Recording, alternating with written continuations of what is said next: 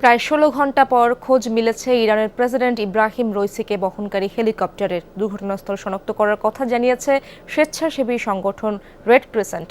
ধ্বংসাবশেষ চিহ্নিত করে সেখানে পৌঁছানোর চেষ্টা করছে উদ্ধারকারী দল। এই অভিযানে যোগ দিয়েছে ইরানের ৭০টিরও বেশি বিশেষজ্ঞ টিম। মোতায়েন করা হয়েছে ডগ স্কোয়াড। ঘন কুয়াশা সহ বৈরী আবহাওয়ার মধ্যেই চলছে তৎপরতা। প্রবল বৃষ্টি অন্ধকারের মধ্যেই হেঁটে হেঁটে পাহাড়ি ঢালে এগিয়ে চলেছে উদ্ধারকারী দল। এর আগে এক স্থানে তাপ শনাক্ত করলেও সেখানে পাওয়া যায়নি কিছু।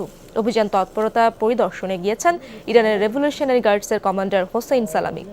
রোববার ইরানের পূর্ব আজারবাইজান প্রদেশে দুর্ঘটনার শিকার হয় প্রেসিডেন্ট রইসির হেলিকপ্টার।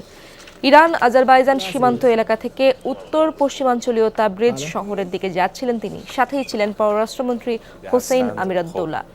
ধারণা করা হচ্ছে উত্তরাঞ্চলে হার্ড ল্যান্ডিং এর শিকার হয়েছে উড়োযানটি।